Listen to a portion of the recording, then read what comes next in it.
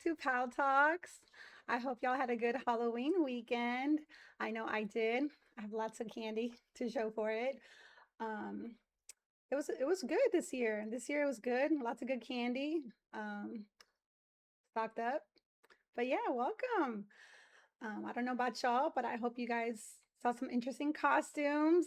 Shout out to my favorite costume of the night, which was a Lorax holding an amazing Trufala tree. I don't know if you know what that is, but it's the tree that the Lorax was trying to save. But yeah, I hope y'all had a good weekend. I don't know about y'all, but I didn't realize this year Halloween weekend fell at the same time as daylight savings time. So I didn't even notice the switch or felt the switch until the very next day. And I was like, crap, I didn't sleep too well because of that. So it threw me off. But that being said, I wanted to talk to you guys about my favorite person real quick, which was, well, one of my favorite persons on earth, Neil deGrasse Tyson. He is my favorite astrophysicist. And I'm always learning from him. I do listen to his podcasts and I'm always intrigued about outer space and how everything works. And he has such a soothing voice on how to process science and how it all works. He definitely reels you in. But yeah, because of daylight savings time, I was thinking about it and I was like, why the hell do we still practice this? Because I don't know if y'all know, but in 1794, Ben Franklin was the one that came up with it. And honestly, it was all just due to saving candles. And I was just like, well, we don't really use candles anymore. So why are we still practicing this? Um, yeah, about 70 countries practice this, mostly in North America and in Europe. But other than that, those are the only people that practice it. And in the US, I believe the state of Arizona doesn't practice this anymore. So I really don't understand the purpose. I feel like it throws off my whole, I don't know, it takes me a while to adjust. And like it gets dark and yeah, it's a lot. I don't like it. And then where we're located or where I'm located, it's officially fall. And I'm finally feeling the fall weather, sweater weather. I love it. And I love me some coffee on top of that. So I don't know if y'all know this too, but pumpkin spice. You know how when you go order your coffee and you want pumpkin spice lattes or flavor, um, it's actually there's actually no pumpkin in it. It's just a mix of a bunch of seasonings, and it's basically cinnamon, nutmeg, and ginger, and yeah, no pumpkin. So I don't really understand why they call it pumpkin spice when there's nothing pumpkin related to it. But yeah, and so we're gonna get into our first segment, which is a show I've been watching. And this week, I kind of caught up a little bit on Married at First Sight. Okay, I will say I am a devoted Married at First Sight fan. It's been going on for 19 seasons, and I've watched every single one of their seasons. And for those of you who do not know what Married at First Sight, I'm sure you can kind of see what the name is all about. But they basically take three professionals, supposedly. Okay. And these professionals basically um, pair couples based on their personality and their lifestyle. And they basically say, okay, we believe these two people will be successful based on their backgrounds. Um, and then they let them know, like, hey, we found you your partner and you're going to get married in 2 weeks at the altar. And you can either say yes and continue with the journey or say no at the altar. So that's usually what they do. Most of them really do want to take the leap of faith and marry at first sight. Um, but I just don't like the way it's been turning out because I don't know if y'all notice with reality shows, like after so many seasons, you almost feel like it's not real anymore. It's not authentic because most people that come onto the show, they just want to get famous, you know. But this particular show, I have a little bit more faith on because, so the way they set it up is basically that you meet at the altar, you get married, you go straight to the honeymoon, you're out there for like a week, And then they force them to move in together for 8 weeks. And then they have to make the decision if they want to stay married or if they want to get a divorce. So it is a little bit more, it's hard to fake it for that long when you're just trying to get famous, but some of them do it.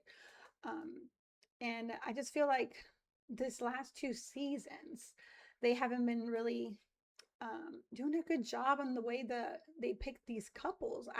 Some of the couples that they put together, they just don't make sense to me. And these are supposed to be professionals.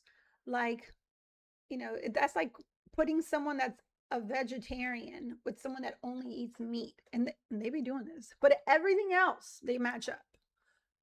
And I'm just like, no, that's not gonna work. Like I could feel like just from seeing them, like it's not gonna work. Or, obviously like some of them like it's really important for them to have like a physical attraction at some point. And like everything that they say, like, hey, this is not my person, like physically, I'm not into this type of person. They tend to match them with that because everything else on paper matches, which I guess it makes for good TV. But I don't know. I don't know. I just feel like the honeymoon process could probably help them better if they don't make them interact with the other couples. Because while they're at the honeymoon, they send all the couples that do decide to get married to the honeymoon. I feel like they make them interact too much, which ends up creating drama between them, or they end up gossiping about each other's partners, and it causes more friction. But I don't know. I do like the show. Like, I believe the first, 10 seasons were pretty good. Um, but I was, you know, I like to research. I was looking into it, and in the 19 seasons, only 11 couples have stayed married. 11 have succeeded. Now, mind you, every season they have about 5 couples. Every season, I would say 5 couples, and only 11 have made it through 19 seasons. That's not a really good average, like, not a good success rate. But then it made me think about arranged marriages, and they normally don't get divorced. They really do push through, but I think it's more based off of religion. Why they can't get divorced is more religion based. Um, and I just feel like 8 weeks is not enough. Like if I include the honeymoon plus the 8 weeks of living together, I don't think that's enough. Like I don't think 9 weeks would be enough for me to say, okay, this is my person or this is not my person. If anything, I would make them really interact with their families and friends and their day-to-day lives and really put effort into, at least more effort that they make them do. Because when they're living together and they're living like in an apartment, um, they make them interact with these other couples. And sometimes these other couples, if they're going through stuff, they meddle in each other's process. And I think that messes it up. At least for me, it messes it up. But I'm just trying to, I don't know, keep up with the show. I've been a big fan of it for so many years. And I know they have a lot of other good shows that helps couples be together, but that's one of my favorite. Maybe they need to change the coaches and the ones that pick the couples, because I feel like that's also a problem too. Or maybe like each, I guess with these shows, there's people go in there with weird intentions. I feel like now reality shows about love, they're becoming more, I just want to get famous. I want my 15 minutes. I don't know. I feel I would, if I was in my 20s, if I was in my 20s, I would totally do it. Definitely would do it. Because I think you just never know. And I think it would be a cool experience. I think that's another reason why they do it too, because it's a cool experience. But if I was in my 20s, I would definitely do it. I feel like my family would know that I would do it. And that one's a little, I don't think I would do, there's this other show, it's called like Love is Blind. I don't think I would be as excited to try that show versus this show. But Married at First Sight, I think it's like almost like jumping into a pool, and you're just like, oh my God, I hope it's not cold. And it's mostly likely cold. But yeah, I've been watching that show, and I do recommend this show. I would say start anywhere between season 1 and 7. Don't start with season like the most recent. Don't do it, because I feel like season 19 and 18, it was all about just people getting famous. Like they just literally played America. They straight up played America. And but for seasons 1 through 7, those were like the best, the most genuine seasons. So I definitely recommend that show. Um I like to watch a little bit of everything, so every week when I come on here, it might be a movie, it might be a show, it might be a drama series, true crime. I don't know. It'll be something different every week because I'm constantly, keeping up and try to keep myself entertained and trying to see what's out there. But I'm going to move on to the next segment, which is when I was younger. And when I was younger, once upon a time, your girl did lived in Vegas. It was my first time ever going to Vegas. And again, another young and stupid moment. um, but I was excited because I never been to like a city like that, and I wasn't able to gamble at the time, so I didn't have to worry about gambling. But I moved there. I moved there with my aunt at the time, and she was going back and forth between Vegas and a different city she lived in. And I remember we stayed at her father-in-law's house. And man, I partied for like a good month because when you're in Vegas, you want to see everything. And I partied for a good month. And then I was like, dang, I need money. I need to get a job. And I was just like, okay, well, let's see what I can do, because during the day you get bored too. It's hot as hell. And I just I remember I asked her father-in-law if he can help me find a job. And most people in Vegas, at least that live within like for sure 10 miles, you're working on the strip at a hotel, doing something within the Vegas strip, right? So I wanted to make some quick money, easy money. And her father-in-law hooked me up with this job at a hotel. And basically I would deliver flowers to like the rooms, and like the rooms that were like costly rooms where you wanted flower arrangements, and I would deliver them and place them wherever they need to be placed. And so I was basically like the flower girl of the hotel. I would go to the florist and be like, hey, this room needs this or whatever. And so that was interesting too. um, I actually made tips off of delivering flowers in these nice beautiful hotels. um, but yeah, I had like gotten really used to working there for like a couple of weeks.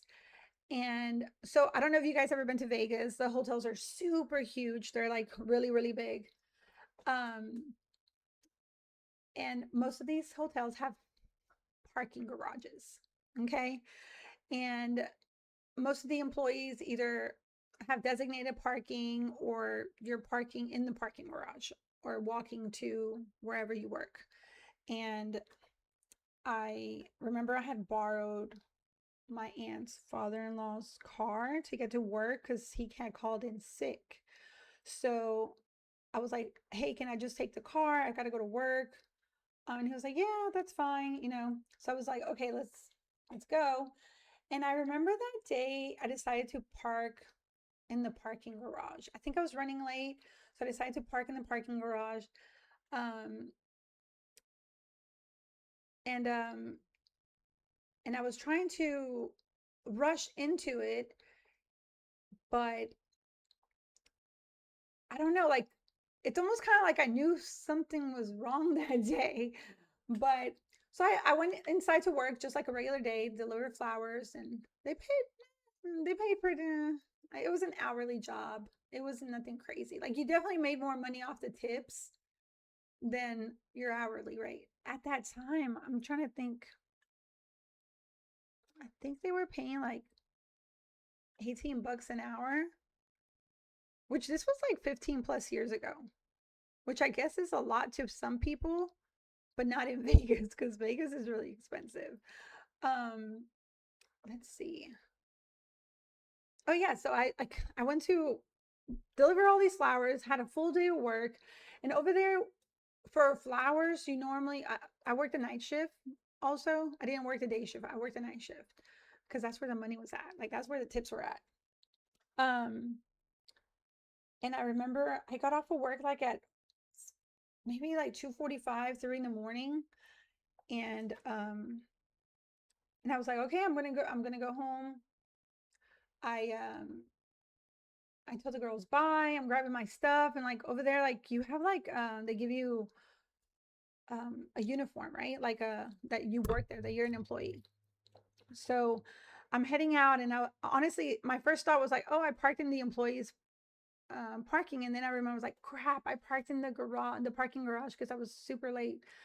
And so I was like heading that way. So I told the girls, because we normally all walk together. I told the girls, I was like, hey, I'm parked in the parking garage today. I was running late. And I'm walking, right? And I'm walking to the parking garage. And I remember I got off like on the third floor, and I'm just walking, you know, I have my purse. And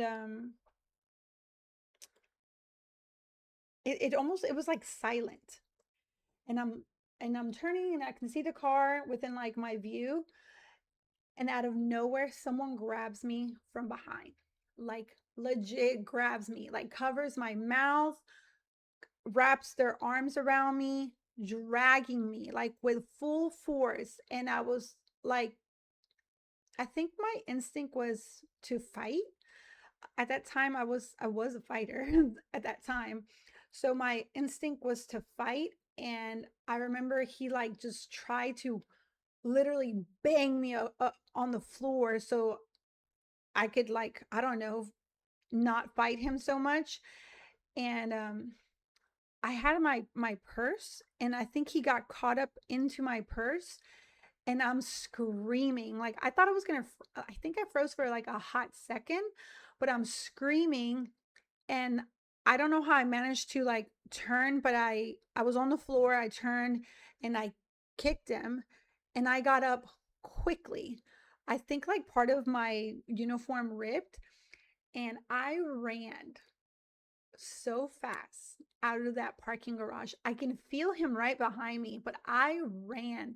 Oh, like at the time I still had long hair, but I was running so fast that it's almost like he was reaching for me, and he grabbed a little bit of my hair, and I'm pretty sure he yanked that hair out, because in the process of running for my life, like scared, he yanked my hair out, but I didn't even feel it. I didn't even care.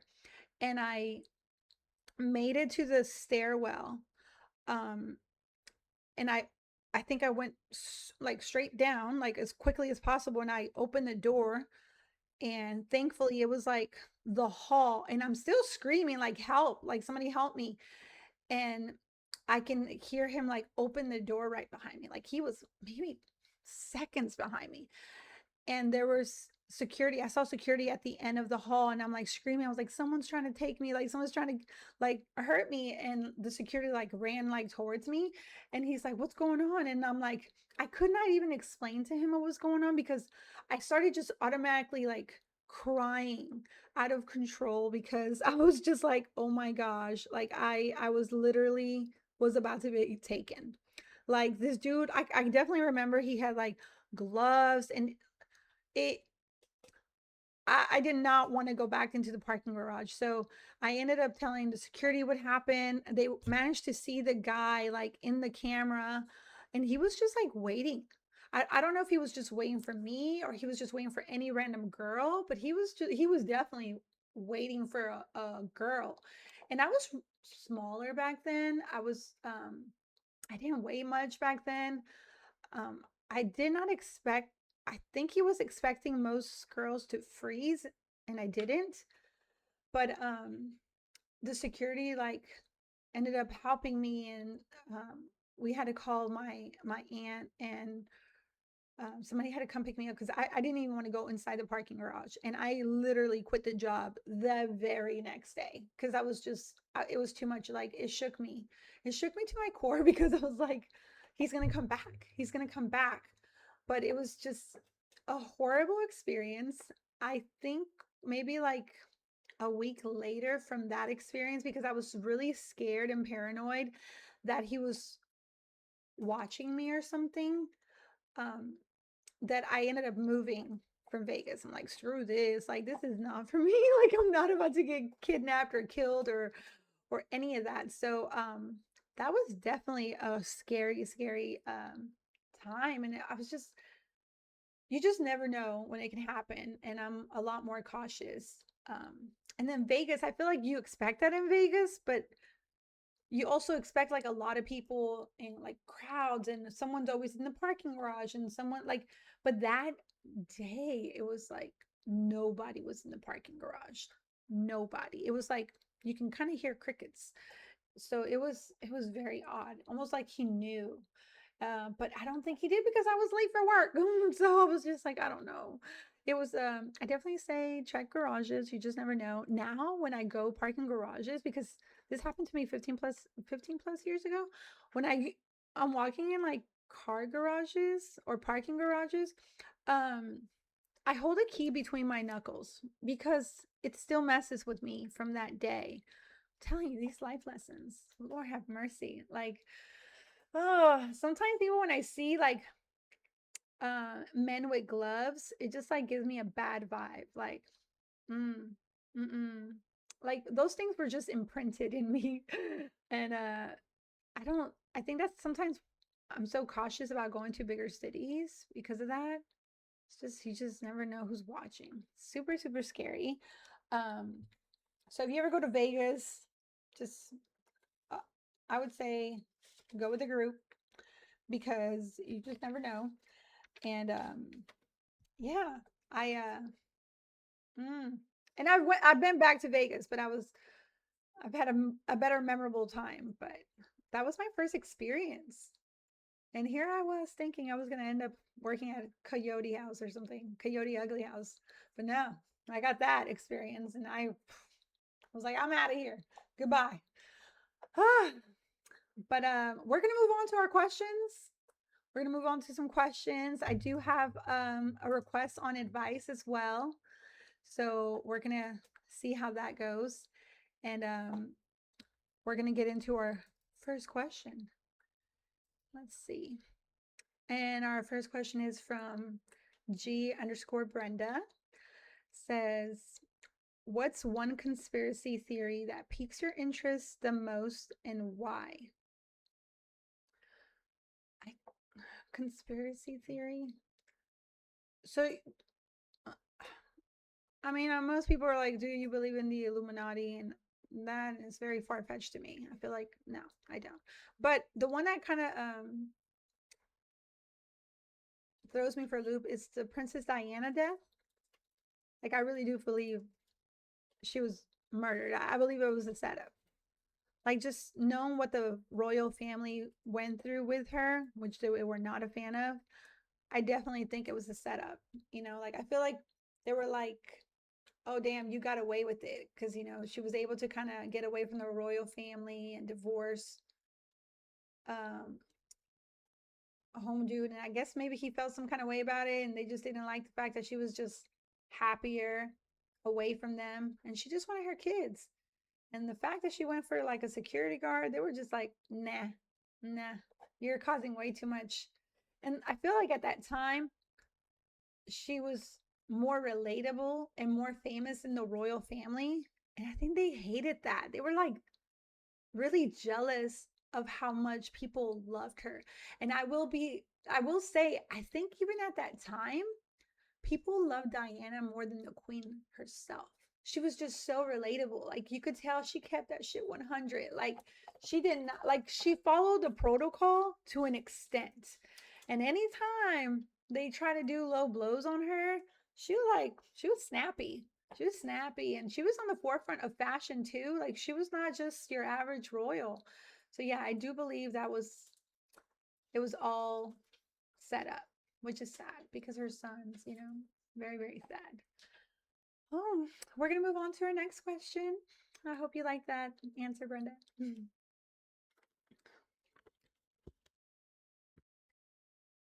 What is your favorite holiday and why? So I do love Halloween, but my favorite holiday is Christmas. I love Christmas. Oh my God, Christmas brings back so many good memories. And I just, I love the decorations. I love shopping, obviously. No, I do love the decorations. I love how much we gather during Christmas time. I love spending time with my family. I mean, I really, really look forward to hanging out with my family. Sometimes we do like um, gingerbread house competitions or like a bake off competition or a dessert competition. And I like the game that we play as a family, which I always look forward to. I think it's called a white elephant, or I think it's that, where like we all bring a gift and we put it in the center, and then like we each get a number, and then like you can steal. Yeah, that's always a fun game. And then of course the food, so good, so good. So um my upbringing was in a blended family between Latinos and Caucasians. So I get to celebrate like your typical Caucasian or American Christmas on the 24th. And it's very traditional, which I love. I love tradition. And then right after, I go into like my Latina mode, and it's like we party all night and eat good food. Um, and I love that. And then we open presents in the morning.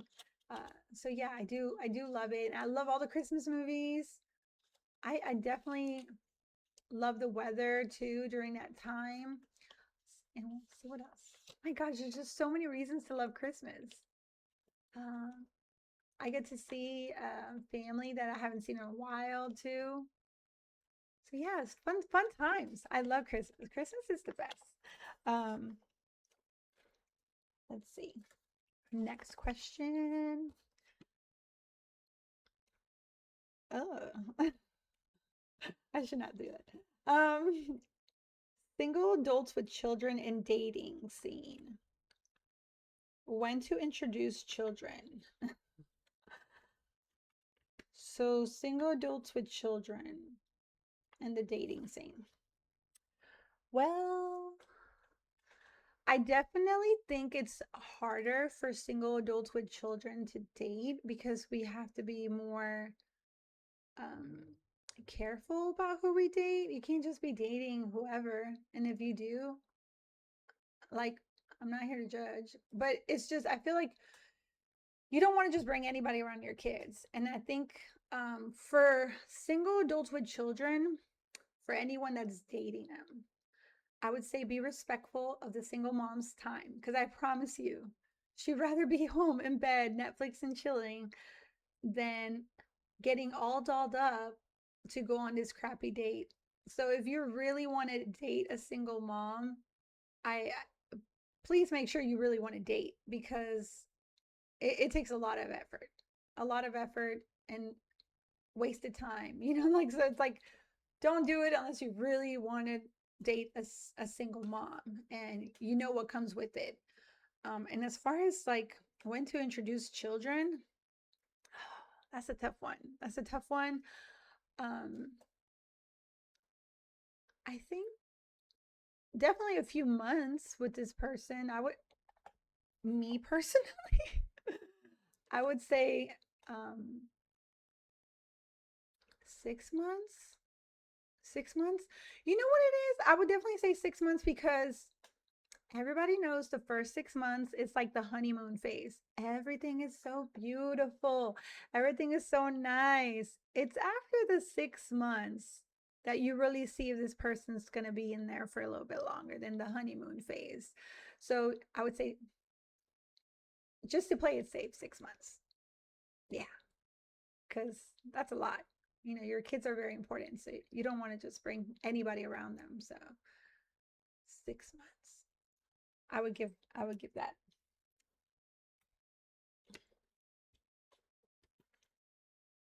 Okay, so this is in Spanish. I'm going to translate it really quickly in my head. Um, what can I do so my partner is more honest and they can stop lying to me? Oh, so this is kind of okay. So, like, and the more I ask him, he'll deny it. Okay. So, this situation is basically this is an advice. Most of the time, I don't know how this works for men, but if a woman is asking for you to be honest on a situation, and I just don't know how it works for guys. If a woman's asking for honesty on a situation and she's asking you to tell her, it's because most likely 90% of the time she already knows about what you're lying. So if anything, you're better off just being truthful because that's like 90% of the time. Um, but that's just, it's just me saying. Um, but as far as like what can I do as a woman to get this person to be more honest, I don't think you can fix that. That has to come from that person. Um, definitely has to come from that person. You cannot change people who they are. They're either honest or not honest. So I would say be honest with yourself. Be honest with yourself. And if this person is not being truthful, then I would take that as your answer, straight up. Like you really can't change people on that note. I have an advice question from someone. It's a little long, so I got to tell you guys the situation. It was sent to me. So, okay. This one's good because like I feel like we're going to all participate. Okay. My partner's roommate hates me and I don't know why. Ever since we started dating, the girl has always had something to say. When we first started dating, she told my partner that we needed to let her know when we were going to have sex so she can leave. Like, first off, fuck off. No, that's not right. Second, we are not even loud, I promise you. Then it became a thing that my partner needed to tell her when she was going to sleep at my house. My partner refused because you're not our mom. Now she's saying she needs my location because she needs to know if I'm going to be at their house or not. Um, that is crazy. Why would you need someone's location? And she says it's like having a fourth roommate. And she said, like, I am over there often. Yes, obviously to visit your partner. Can't deny that, but I'm never there a day long and never without my partner. And I'm not there every damn day. I just feel so unwelcome and unwanted over there. I don't even want to sleep there anymore. It's always something that girl's mad about. She says she's happy for my partner, but this is terrible for her. Okay, so that is crazy. I'm not even gonna lie. My first instinct is that that girl probably likes your girl. That's my first instinct because asking for someone's girlfriend's location just to see if you're in the apartment, that is insane. And if she's asking like, oh, for you to contribute because you're there all the time, like what? That's a little bit too controlling. I can't stand humans sometimes. Okay, so like that's crazy. I can't believe people have the audacity to say these things. I would say confront this roommate and be like, "What the hell is your problem? Like this is my partner. I'm not going to give you my location. You're not going to make me feel uncomfortable." Like no, she has to be respectful of y'all relationship and cannot be butting in as to how much time you spend there. Like that's not her place. Like her roommate's paying for her rent. Why does she need to know all y'all business? Or I wouldn't even be considerate. Like I would be really petty, and when I'm being intimate with my partner, I'd be louder. Like this is what it could be. But um, definitely confront her. Like, even sit her down with your girlfriend, be like, look, this is not cool. I'm not okay with this. And set really strong boundaries. That's crazy. Hell no. Hell no. That's insane. Um, hell. Oh Lord. Hmm. Let's see. How does alcohol and types of alcohol affect you different during different ages of your life?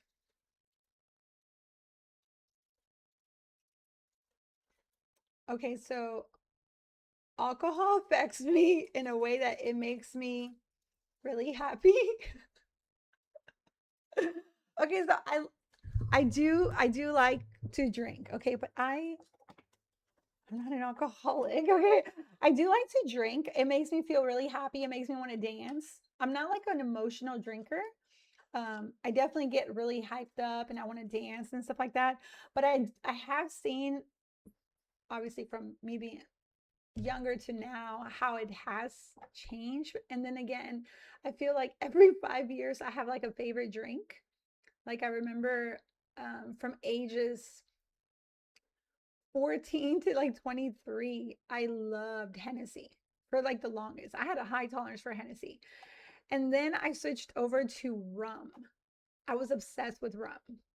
And I always try to find an alcohol that doesn't make me act crazy, that just makes me feel good, or that it takes a lot of it for me to get drunk or buzz.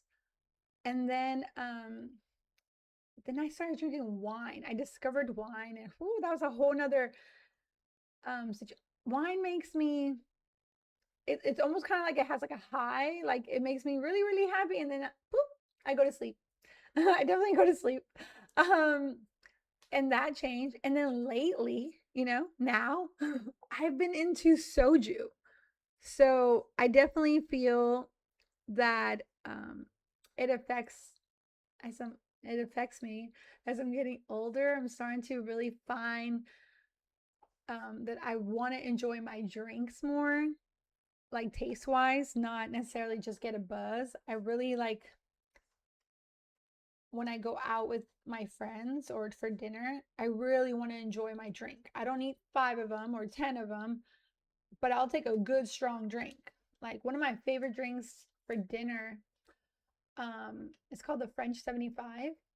I don't drink that to get drunk or buzz. I just really enjoy the taste and the flavor of that drink. So I definitely appreciate bartenders now. I can tell when it's a real bartender, like, oh man, this one's no good. I have to almost teach them how to make the drinks. But it has affected me. I will say this though, ever since I became a mother, I've been better at drinking. I've been better at drinking. I might drink a little bit more often, but I've been better at drinking. Um, because I definitely pace myself and I try not to, go overboard.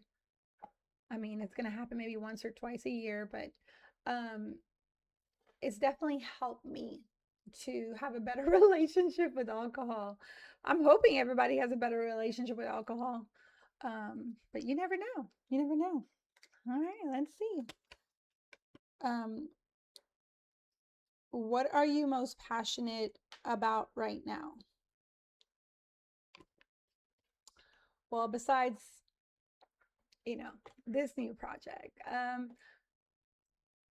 I am passionate about my family, and building my family and really setting a strong foundation and kind of like what direction I want to go with them and then spending time with them. I'm trying to build those relationships and actually be more present. Um, I feel like with my siblings, we all had such different directions that sometimes we forgot to check in on each other or we prioritize our friends more than each other. So I definitely feel like I'm working on that and I'm really passionate about it. And then other than that, um, kind of like self-love, for sure. Self-love. I think I lost touch of that for a hot minute, and I'm starting to focus on that too. So between family and self-love, those are my two passions that I'm really focusing on, and I feel like it's helping me with everything around me, for sure. So yeah. Oh my gosh, this is gonna be my last question. I mean, I love doing this. I could probably answer questions all day, but this is gonna be my last question. Okay, let's see. Oh, oh my gosh. Okay. What's one thing about yourself that people don't expect or know about you? Okay, so when you first meet me, I get this a lot. I have like a resting bitch face. Like I'm a very like, I don't know, just I might look mean or like hard to approach. But the moment you speak to me, I swear I'm like really bubbly. I'm really bubbly and I have so much energy that I feel like my energy is contagious. Like I have a lot of energy and I have a lot of energy to give and share. And I could probably like talk for a long, long time. But I don't think people expect that. If you were to like not speak to me at all, I think most people don't expect me to be this bubbly and friendly and energized. I'm like a freaking energizer bunny that goes and goes and goes. And sometimes I'm like, okay, stop. Like sometimes I want to go to sleep and like I'll be in bed and my mind's still going. So yeah, I don't think people would expect that from me. And I'm really friendly and I love making new friends. And I don't think people expect that from me either. So yeah, I think that's something that people don't know about me. Yeah. And yeah, so that's going to be the end of our night. But I do want to thank you guys for listening. Don't forget to like and subscribe and follow me on my socials on X and Instagram. And if you guys want to submit questions so I can answer for you guys next week or need some advice on a certain situation, I will be more than happy to answer them for you guys. And I hope you guys have a beautiful night. Bye.